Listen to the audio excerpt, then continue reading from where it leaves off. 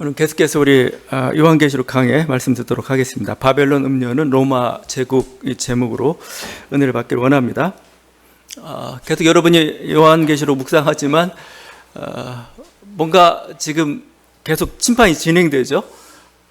봉인심판, 나팔심판, 대접심판이 진행되는데 그 사이에 약간 멈칫멈칫하는 장면들이 있어요. 오늘 17장과 18장이 그렇습니다. 이걸 그냥 우리 그냥 막간이라고 해서 막간은 영국에서 인터루드라고 하죠. 막과 막 사이에 잠깐 이제 배경도 바꾸고 여러 가지 세팅을 하면서 쉬는 시간이 되는 시간입니다. 근데 요한에게서는 오히려 이 막간이 더 중요합니다. 왜냐하면 이때 지금 이 사건의 본질이 뭐냐, 그죠? 악의 정체가 뭐냐를 지금 규명하는, 오히려 폭로하는 그런 설명의 시간입니다. 지금 오늘 17장은 바벨론 음녀라고 표현되고 있는데 결국 답을 먼저 제가 제목에 제시를 했지만 바벨론 제국의 이 음녀로 불린 이금 누구냐? 바로 로마 제국의 심장인 도시 로마를 가리키는 표현입니다. 지금 제국의 수도를 의인화했어요. 그러니까 그냥 단순히 뭐 인물 의인화 정도만이 아니고 음료로라고 이렇게 비하하는 그 표현을 쓰고 있습니다. 5절이죠. 큰 바벨론이라 땅의 음료들과 가증한 것들의 어미라. 음료라고 계속 부르고 있어요. 왜 음료라고 부르는가? 우상숭배 때문에 그렇습니다. 각 도시마다 제국마다 신들이 있고 그들은 우상이죠. 그러니까 우상신을 섬기고 있기 때문에 보통 음란하다. 성경에서 우리가 어떤 도덕적인 어떤 인간 사이의 어떤 분류 이런 건 거의 용납하지 않죠. 근데 그럼에도 계속 너희가 음란하다, 음행하다 이렇게 부를 때는 대부분 다 이런 우상숭배와 관련돼서 얘기를 합니다. 우상의 힘을 믿고 대부분 이 도시 국가들은 제국의 도시들은 전부 굉장히 교만해졌죠. 동시에 이와 함께 이 장차 이 음녀가 당할, 보통 음녀라고 했을 때 그들의 최후는 굉장히 비참하죠. 굉장히 모멸적이죠. 그런 또 어떤 이미지를 지금 연상시키는 게 바로 이 오늘 바벨론 음녀라고 부르는 겁니다. 구약에서는 오늘 나오는 이 바벨론뿐만 아니고 이미 구약에서 이스라엘도 이렇게 음녀로 좀 불렸습니다. 이사야 선지자가 그 우상 숭배하고 이렇게 무법한 나라가 된 그 이스라엘 향해서 이렇게 탄식을 했죠. 이사야 1장 21절입니다. 신실하던 성읍이 어찌하여 창기가 되었는고. 그죠? 창기가 되었다고 이렇게 표현하고 있습니다. 보통 이런 단어들은 요즘 별로 문화적이나 뭐 잘 안 쓰지만 성경은 아주 노골적이에요. 그냥 음녀다, 창기다 이렇게 얘기해 버립니다. 바벨론이 대표적인 그 세력이 되었습니다. 바벨론 제국이 있었죠. 그 바벨론 제국의 수도가 또 바벨론이에요. 이 바벨론은 유다 왕국을 무너뜨렸죠. 성전을 회파했죠. 이스라엘 역사 속에서 가장 반신적인 도시가 바로 이 바벨론입니다. 그런데 지금 뭐예요? 요한은 이 로마가 지금 바로 이 바벨론 같다 지금 얘기하고 있는 거예요. 사실 요한계시록 읽다 보면 로마라는 명칭이 한 번도 등장하지 않아요. 그렇지만 알아요. 왜냐하면 지금은 로마 시대거든요. 로마가 통치하고 있어요. 물고기가 물에 살고 있는데 물에 대해서 얘기할 필요는 없죠. 너무 자연스러운 거죠. 로마의 지금 통치인데 그리고 지금 우리가 순교당하고 박해를 받고 있는데 모든 이 박해 근원에 누가 있냐? 바로 로마 제국이 있다는 거예요. 근데 보통 우리가 이것을 이제 묵시문학 이런 표현을 쓰기도 하는데 묵시문학적인 특징이 뭐냐면 직접 밝히면 위험합니다. 로마 제국 저것은 음료고 저것은 장차 망할 거야 라고 하면 이건 로마 제국 굉장히 위험한 행동이 되죠. 그래서 항상 이렇게 애둘러 상징적인 모습으로 이렇게 표현할 경우가 참 많아요. 직접적인 권력자이면서 동시에 악의 중심이기 때문에 그래요. 그래서 이 로마를 어떤 이 모든 현상, 이 악한 배후의 결국 근원은 로마 제국이다. 뭐 우상 숭배하고, 그래서 막 이웃집 사람하고 막 싸우고, 도시에서 제사장과 싸우고, 우린 지키겠다 안 지키겠다, 뭐 이건 우상이다 막 싸우고 있는데, 결국 근원 올라가니까 뭐 이걸 조장하고 있는 게 누구냐는 거예요. 이게 로마 제국이라는 거. 로마 제국. 그걸 지금 이렇게 표현하고 있는 거죠.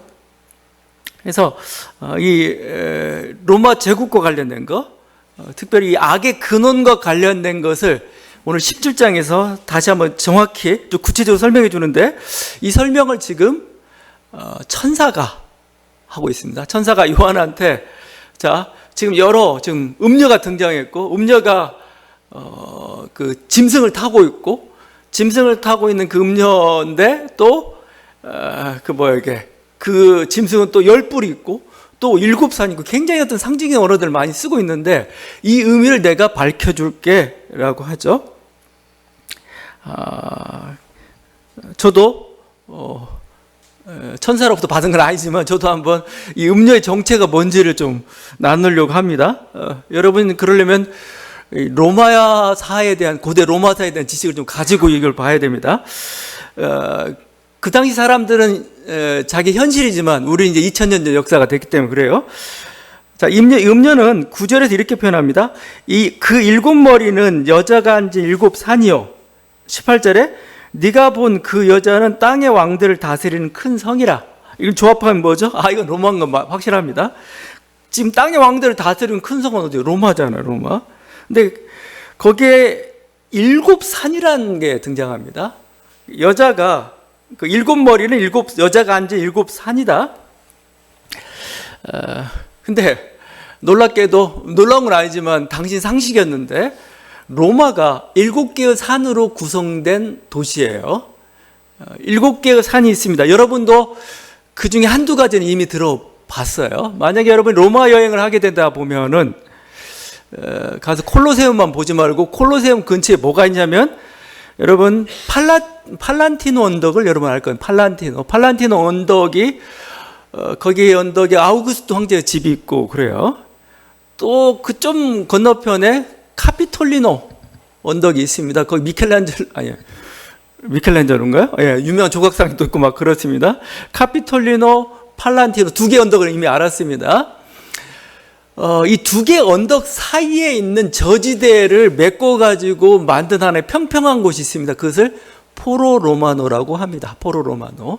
그러니까 원래 티베리 강이 범람하면서 이게 약간 저지대예요. 저지대인데 이쪽을 이렇게 다졌죠. 다져가지고 이제 그게 로마의 중심이 된 겁니다. 모든 공회당부터 법정, 뭐 시가행진 그 모든 게 다 그쪽 포로로마노, 지금 이제 폐허가 되었지만 그 유적지를 우리가 볼 수가 있죠. 하여튼 그 7개의 이런 산해로 이렇게 구성된 게 바로 로마고, 7산이라고 할 때 그럼 당장 알았어요. 그래서 그 스타티우스라는 로마 시인이 로마를 이렇게 표현합니다. 세상을 지배하는 도시가 7 언덕 위에 높이 세워져 있다. 세상을 지배하는 도시가 7 언덕 위에 높이 세워져 있다. 이런 주화도 발견이 됐습니다. AD 71년 정도로 이렇게 추정되는 주화인데, 거기에 로마 여신이 나옵니다. 로마 여신이 7산처럼 표시된 곳에 앉아 있어요. 앉아 있고, 밑에 뭔가 물 같은 게 있는데 그게 티베르 강이에요. 티베르 강을 밟고 있는 형상의 주화가 있습니다. 요한이 이 그림을 본 것 같기도 하고, 하여튼 그래서 7머리다는 건 7산인데 바로 로마를 가리킨다는 거예요. 지금 오늘 요한이 묘사하는 이 바벨론 음녀의 모습과 정확히 일치하죠. 그래서 이게 참 이 도시라는 게 항상 보면은 권력의 어떤 집결지죠. 권력이 항상 결집된 곳. 도시는 풍요롭습니다. 여러분 전쟁 나고 힘들 때는 시골로 가면 먹을 게 없어요. 오히려 도시로 모여야 됩니다. 모든 게 다 도시로 이렇게 모이죠. 교만하죠. 힘을 가지고 있기 때문에 굉장히 또 사치스럽고 또 폭력적인 게 바로 도시죠. 그래서 니느웨, 바벨론, 로마 대부분 이런 길을 갖고 성경은 그들을 음녀, 창기와 같다라고 표현하고 있어요. 이와 대도적으로 이렇게 묘사되는 게 우리가 새하늘 새 땅인데, 거기는 새 신부가 단장 같은 새 예루살렘이라고 얘기하고 있어요. 순결한 예루살렘. 그래서 이스라엘 부를 때 어느 때는 처녀 시온이라고 부른다. 처녀. 굉장히 순결하고 아름답고 순수한 존재. 그렇지만 또 어느 때는 짐승처럼 아주 권력에 똘똘 뭉친 게 도시라는 게 되었고, 현대사회도 마찬가지 같아요. 하여튼 이 도시 문명이 지금 현대사회를 다 지배를 하고 있지만, 도시가 가져온 이 폭력성, 야만성, 반인간성, 이것들은 여전히 어떤 요한계시록 그런 연장선에 우리가 볼 수가 있다고 좀 볼 수가 있습니다. 하여튼 그렇게 지금 로마 제국을 지금 꼭 집어가지고 이 악의 근원이, 너의 핍박의 근원이 로마 제국이고, 로마 제국을 처리해야 돼. 이게 종말이야. 지금 얘기하고 있는 거죠. 이 천사는 이 종말의 비밀을 더 깊숙이 들어갑니다. 더 깊숙이 폭로를 해요. 그동안 우리가 적그리스도, 666 짐승 이렇게 불렀던 자, 그 불렀던 자의 정체 지금 사실은 섞여 있어요. 여기 보면 짐승에, 열불에, 음료에 뭐 섞여져 있는데, 결국은 저는 한통속이라고 좀 봐요. 그 음료가 어떤 역사를 가지고 있고 어떤 종말을 맞이할 건가를 10절과 11절에서 보여줍니다. 10절과 11절 이렇게 되어 있죠. 7 왕이라 5은 망하였고 하나는 있고 다른 하나는 아직 이르지 아니하였으나 이르면 반드시 잠시 동안 머무르리라. 전에 있었다가 지금 없어진 짐승은 8째 왕이니 7 중에 속한 자라. 그가 멸망으로 들어가리라. 자, 제가 이 비밀을 설명해 주겠습니다. 7 왕이 누구냐 이거죠. 7명. 지금 7 왕, 7이라 나와 있습니다. 이건 7명의 로마 황제를 가리킵니다. 그래서 이제 학자들이 그 7명이 누구냐를 이제 조합하기 시작하면서 막 여러 조합을 해요. 시저로부터 암살당했던 모든 왕 7이다. 이렇게 가는 사람도 있고, 아니면 초대 황제 아우구스투스부터 해가지고 중요한 황제만 뽑자 이런 사람도 있고, 아니면 클라우디우스 황제가 유대교를 핍박했기 때문에 일단 그때부터 해가지고 7 황제다. 정확히 지금 거기에 대해서 어떤 답들은 주어지지 않고 있습니다. 하여튼 요한이 염두에 두고 너무 황제는 분명한데, 일단 우리가 요한의 논리를 쫓아가 보면은 하나의 힌트를 하다 얻을 수가 있는 게 뭐냐면은, 지금 요한이 살고 있는 시대가 언제냐는 겁니다. 요한이 살고 있는 7 왕을 얘기하고 있는데, 요한이 살고 있는 시대는 언제냐라고 하면은 6번째 황제 시대에 살고 있습니다. 지금 5은 있었어요. 하나는 오는데 잠깐 있다가 올 거고, 이렇게 여기 있잖아요. 그러면 5 있고 하나는 오는 데면 지금 6째라는 거죠. 7째는 오는데 잠깐 있다 사라지고 8째가 진짜 이놈이 범인이야 이렇게 가는 식입니다. 그래서 그렇게 따지면 지금 요한은 6째 시대, 6째 왕의 시대에 살고 있어요. 그 6째 왕이 누구냐 이거예요. 그게 이제 도미티안이라는 사람이 있고 네르바 황제라는 사람도 있습니다. 그래서 제가 자꾸 로마사를 얘기하는데, 도미티안은 AD 한 90년대 이렇게 다스렸던 황제입니다. 근데 도미티안도 나중에 궁중 음모에서 암살을 당합니다. 그러니까 대부분 황제들 다 비극적 죽음을 맞이했어요. 네, 그 다음에 등장한 황제가 네르바 황제입니다. 네르바 황제는 근데 요한계시록의 예언 때문인지 모르겠는데 재위 기간이 15개월입니다. 짧게. 이쪽은 그냥 병으로 죽었지만 그 15개월입니다. 자, 근데 이제 지금 그게 문제가 아니죠. 드디어 이제 이게 7부장은 짧게 하다가 8번째가 오는데, 8번째가 문제죠. 이게 진짜 범인이고, 이게 666 짐승이고, 이놈 조심하라는 겁니다. 이놈은 지금 아직 안 왔다는 겁니다, 아직. 그런데 그 8번째 왕은 뭐라고 표현하냐면 7 왕 중에 하나라고 죠. 또 이건 또 뭔 말이냐. 그러니까 예언이 죽은 자 죽지 않았다, 뭐 이런 식 표현입니다. 근데 7 왕 중에 하나, 이건 우리가 13장과 조합해 보면 네로 황제를 가리키는 겁니다. 네로 황제. 그러니까 제가 13장 다시 한번 얘기했죠. 그 네로는 굉장히 그 로마 역사에서 괴팍한 그런 인물이라고 볼 수가 있어요. 기독교를 최초로 박해한 황제일 뿐만 아니고 네로의 어떤 기행적인 행태들, 로마를 파괴했던 그런 기행적인 행태들, 그 다음에 네로가 또 자살했다고 하잖아요. 근데 이런 모든 네로에 대해서 사람들은 그가 죽었다고 생각하지 않았다고 그랬잖아요. 그가 다시 환생할 거라고 사람들이 믿었고, 실제 네로의 묘에 이렇게 막 장식하고 누가 네로 분장한 것처럼 얘기했고, 역사가 수에토니오스는 실제 네로가 환생해서 동방에서 우리를 쳐들어올 것이다, 그런 어떤 소문들이 있었다고까지 얘기를 하고 있어요. 그러니까 그런 소문이 자자한데 지금 요한은 그걸 얘기하는 겁니다. 이 네로가 죽지 않고 다시 8번째로서 환생한다. 그게 13장에서는 뭐라고 하냐면 죽었다가 살아난 자 이렇게 표현하고 있어요. 죽었다고 생각했는데 살아난 자를 경배하라, 이런 식으로 나왔던 거죠. 이 네로 환생설의 네로 환생설의 어떤 기초를 해가지고 나온 겁니다. 그래서 다시 한번, 전에 있었다가 지금 없어진 짐승은 8째 왕이니 7 중에 속한 자라. 7명의 왕을 다 헤아리기 어렵지만 그 중에 네로가 있습니다. 네로가 죽지 않고 다시 올 것이다, 이거죠. 지금 요한은 6번째 시대를, 지금 왕의 시대를 살아가고 있어요. 지금 초대교회가 박해를 당하고 있지만 사실 이 논리에서 보면 이 박해는 아직 아무것도 아닙니다. 진짜가 아직 안 나타났어요. 장차 8번째 왕이 오고 그때 대대적인 박해가 있을 것입니다. 그때가 최종 종말이라는 겁니다. 그러니까 종말이라는 게 손에 잡힐 듯 다가왔지만 아직은 아니에요. 지금 더 깨어있고 더 인내가 필요한 시대라는 겁니다.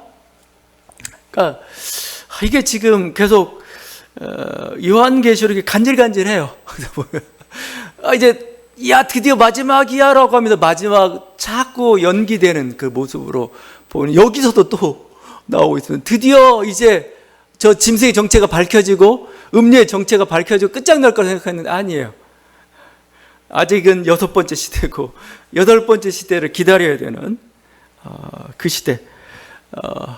그 시대가 끝났느냐? 아니요. 저는 오히려 현재 우리가 살고 있는 시대를 어떻게 부를 수가 있나, 6번째 시대라고 볼 수가 있습니다. 6번째 왕의 시대. 아직은 8번째가 등장하지 않은, 그 사이 또 7번째도 등장해야 되는 그 시대를 우리가 사실은 살고 있다라고 볼 수가 있어요.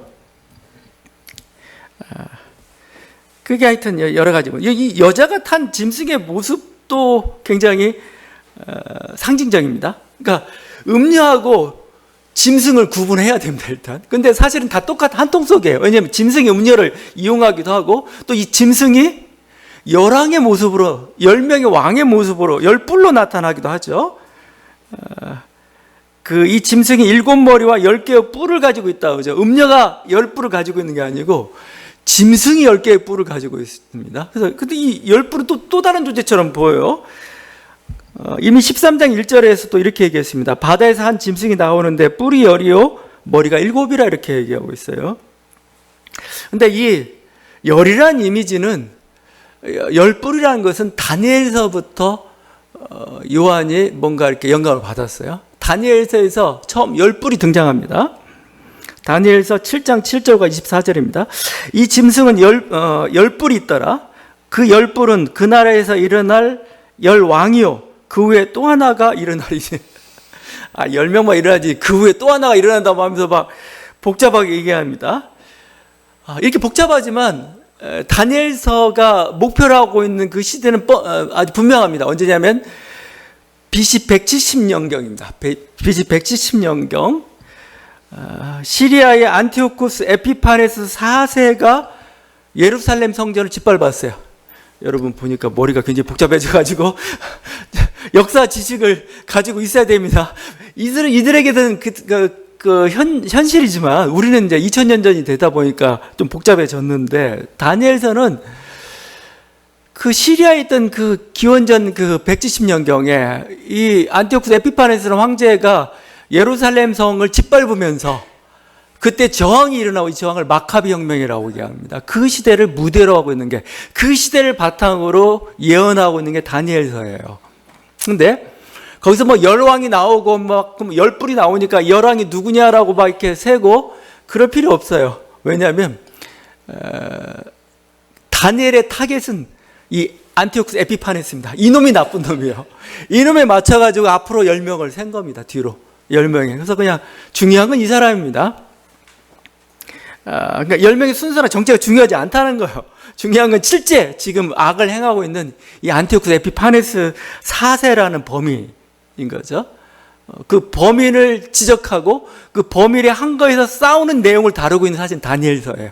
여러분이 읽고 있는 그 다니엘서의 무대를 그쪽으로 봐야 제대로 우리가 해석이 되고 있는데, 지금 똑같은 구조를 가지고 지금 요한계시록은 뭐예요? 지금 이 로마 황제, 특별히 지금 그 네로로 상징되는 뭐죠?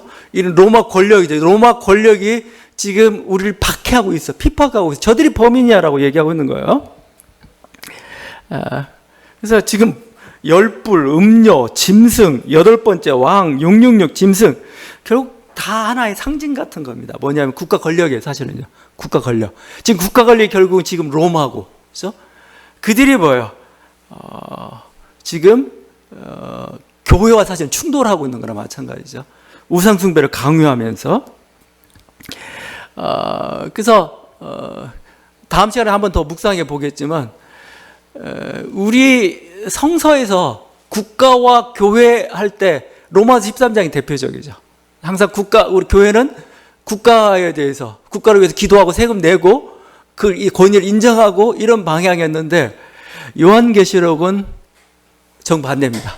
오히려 이 국가 권력이라는 것 자체가 뭐예요? 결국은 우리를 반신앙을 강요하고 우상을 강요하는 그런 체제가 되어 있고, 오히려 반국가적인 선언이 사실은 요한계시록이죠. 그래서 요한계시록은 굉장히 위험한 책입니다. 위험한 책이기 때문에 이렇게 약간은 신비적인 언어들, 비유적인 언어를 써가지고, 상징적인 언어를 써가지고 빗대고 있는 겁니다.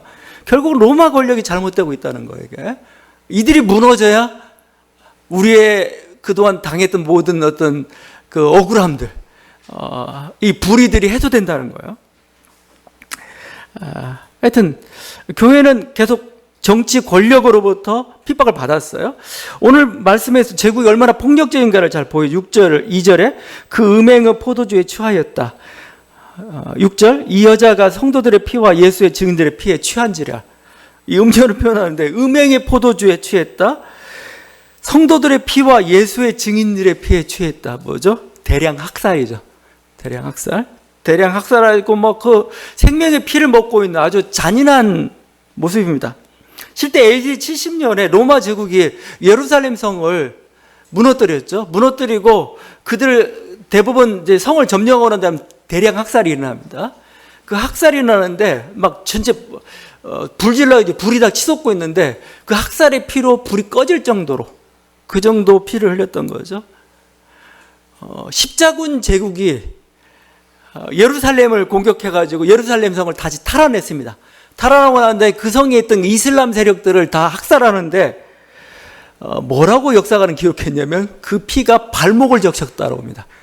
그냥 그 정도까지 얘기했죠. 히틀러가 제3제국에 의해서 그 600만 명의 유태인의 피를 학살했던 거죠. 이렇게 역사 곳곳에서는 보면은 제국이 굉장히 폭력적입니다. 제국이. 그러니까 제국이란 단어를 쓸 때는 그냥 1대1로 싸워가지고 큰 인정을 해요. 그 정도가 아니죠. 대부분 이 제국이 자기의 막강한 힘으로 강자와 패자와, 그러니까 약자와 패자와 소수자들을 완전히 학살하는, 예전에 지금 투르크 같은 경우에는 아르메니안 학살 같은 건 또 지금 쿠르드족 쪽이죠. 또 백만을 그냥 이렇게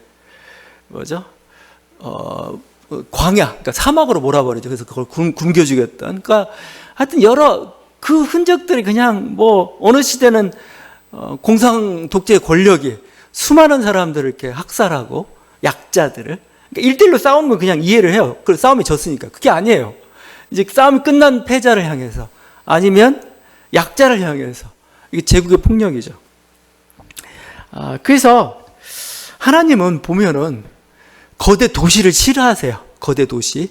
아니면 거대 제국을 싫어하십니다. 그게 바벨탑 사건으로 나타나서, 바벨탑은 결국 이게 자기들 한 도시를 형성하고 거기에 탑을 쌓고 자신의 용맹을 자랑하고 교만을 자랑하고 그게 이제 우상숭배로까지 갔던 거죠. 하나님이 그래서 바벨탑을 무너뜨리죠. 하나님이 바라는 세계는 어떤 세계일까? 제가 이스라엘이나 아니면 이스라엘이나 아니면 교회 역사를 바라보게 되면은 우리 동양에서 꿈꿨던 소국 과민이 맞는 것 같아요. 소국 과민. 작은 나라에 적은 백성들이 이렇게 하나씩 몰려서 이렇게 쑥쑥 살고 있는 이 모습. 이런 게 가장, 이게 낙원이고, 이게 항상 제국화되고 권력화되면 항상 폭력으로 항상 나왔던 게 역사고, 이 폭력성을 좀 보여주고 있죠.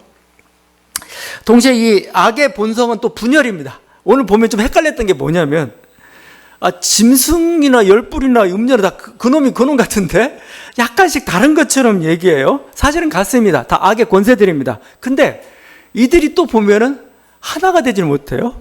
서로 죽이려고 하죠. 거기 16절입니다. 네가 본 바 이 열불과 짐승은 음녀를 미워하여 망하게 하고 벌거벗게 하고 그의 살을 먹고 불로 아주 사르리라. 짐승이 음료를 이용해서 계속 하다가 갑자기 이용 가치가 떨어졌는지 어떤지 모르겠는데 짐승이 열불을 이용해 가지고 열불 왕이죠. 다시 이 음료를 없애버려요. 사실 그래서 이 장면을 이렇게 보면 됩니다. 우리 전에 그 유프라테스 강이 마르면서 동방의 군대가 넘어왔다고 표현하고 있죠. 동방의 군대와 이쪽 음료로 상징하는 로마 제국의 충돌로 볼 수도 있습니다. 그래서 결국 동방의 군대가 음료 이 로마 제국을 무너뜨리는 거죠. 그러니까 이 악인들은 여러분 드라마도 보면 알겠지만 서로 싸워요. 막 뭔가 저도 공격하면서 막 하나 된 것 같다가 어느 순간에 보면은 자기의 이익을 위해서 자기의 짧은 생각을 가지고 서로 막 다투고 분열하고 그러죠. 이번 경주에서 에이펙 회의가 있는데 트럼프 등장 이후에 세계 질서를 보면 정말 정글이 따로 없네. 정글. 짐승들이에요. 짐승들 다. 자기의 이익과 뭔가 자기의 어떤 그 파워 아주 전에는 교묘하게 숨겼죠. 그냥 아닌 체 하면서 이익을 취했는데 이제는 노골적으로 내놔. 아니면 뭐 이런 식이죠. 넌 내 밑이야. 아주 이런 짐승의 질서가 따로 없습니다. 근데 하여튼 성경은 뭐라고 하냐면 악이 악, 둘 다 악입니다. 둘 다. 그래서 하나님이 악을 심판하는 방법 중에 하나가 뭐냐면 악으로 악을 제어하는 거예요. 악으로 악을. 열불의 제국이 로마 제국을 무너뜨립니다. 열불의 제국이. 열불이 누군지는 생각할 필요도 없어요. 그냥 둘이 싸우다가 결국 로마 제국이 여러 가지 기근과 뭐 재앙으로 있지만 결국 로마 제국은 짐승의 다른 국가에 의해서 제국에서 망한다. 지금 이거죠. 근데 실제 그 요한 시대에 이런 일이 있었느냐? 없었어요. 요한이 로마가 안 망했어요. 그러면 로마는 언제 망했느냐? 로마는 게르만족 침입에 의해서 망합니다. 4세기, 5세기죠. 만약 이걸 로마에 망하는 것이 어떤 하나님의 뜻이었다라면은 게르만족 침입과 함께 로마는 망했습니다. 실제 성취는 그렇게 된 거죠. 그러니까 어떻게 보면 게르만 민족이 이제는 동방의 왕들이에요. 근데 사실은 역사 속에서도 항상 이 동방의 왕들은 그 유럽이 위기를 당할 때마다 등장했어요. 이슬람 세력이 저쪽에 세워지면서 있죠. 비잔틴 제국이 무너지고 막 이러면서 그쪽 세력들이 유럽을 침탈할 때 침공할 때 항상 동방의 왕들, 아마겟돈의 전쟁 항상 이런 식으로 얘기를 했어요. 하여튼 하나님이 이렇게 악을 심판하시는데 악을 악으로 이렇게 심판하시는 것. 그리고 우리는 어느 시대든 뭐 요한계시록을 저는 적용할 수 있다고 봐요. 나라가 위기에 처했을 때, 나라가 어떤 종말론적 상황에 치달을 때, 우리는 이 요한계시록이 2000년 전뿐만 아니고 지금도 우리에게 빛이 되고 하나의 예언의 말씀이 될 수 있다고 생각을 해요. 하여튼 이게 세상의 역사하고 이 나라와 권세가 지금 하나님과 맞서고 있는 모습이죠. 그래서 교회는 근본적으로 세상 나라를 우리가 소망하지 않죠. 세상 나라를 지지하지 않죠. 교회는 하나님 나라를 소망하는 거죠. 우리 왕은 그리스도고 우리의 주님은 역시 그리스도고 우리는 그리스도의 군대고, 그게 14절의 고백입니다. 그들이 어린 양과 더불어 싸우려니와 어린 양은 만주의 주시오 만왕의 왕이심으로 그들을 이기실 터이요 또 그와 함께 있는 자들 곧 부르심을 받고 택하심을 받은 진실한 자들도 이기리로다. 어린 양 대신 예수님이 만주의 주, 많은 주가 있지만 그 주들 중에 주님들 중에 주님, 신들 중에 신이라는 겁니다. 만왕의 왕, 많은 권력을 가지고 있지만 가장 강력한 권한은 우리 예수님이라는 고백을 하고 있죠. 우리는 예수님부터 부르심을 받은 자들이고 택하심 받은 자들이고 신실한 그리스도인들이고 그리스도의 군대라고 표현하고 있습니다. 지금 대장 대신 예수님께서 지금 세상 나라와 지금 싸우고 계셔요. 세상의 불의한 권력과 싸우고 계시고 우리는 이제 그 예수 그리스도 함께 하는 그런 군사다 이렇게 표현하고 있습니다. 근데 이 싸움은 우리가 승리하게 되어 있어요. 왜냐하면 만왕의 왕이요 만주의 주이신 가장 강력한 분, 그분이 우리 주 예수 그리스도고 그분을 당할 자가 없는 거죠. 이미 이기기로 결정된 싸움을 하고 있다는 것입니다. 이게 단순히 우리의 어떤 나라뿐만 아니고 우리들이 삶을 살아가면서 여러 가지 문제 어려움을 당할 때가 있습니다. 근데 이 그림을 한번 그려보세요. 여러분 머리 그림 속에 지금 강력한 적이 자녀를 통해서 문제를 통해서 여러 가지 환경을 통해서 뭐요? 이렇게 우리를 공격하고 있습니다. 그렇지만 뭐죠? 그 이 싸움의 최전선에 지금 예수 그리스도께서 어린 양 대신 예수 그리스도 앞서가시고 우리는 그와 함께하고 있어요. 이 싸움은 우리가 이기기로 결정된 그런 싸움을 하고 있다는 것입니다. 그러니까 여러분 지금 상황이나 그것에 지지 말고 좀 버티시길 바랍니다. 또 인내할 수 있기를 바랍니다. 우리는 결국 승리할 것입니다. 이 은혜가 저와 여러분들에게 간절히 바랍니다. 기도하시겠습니다.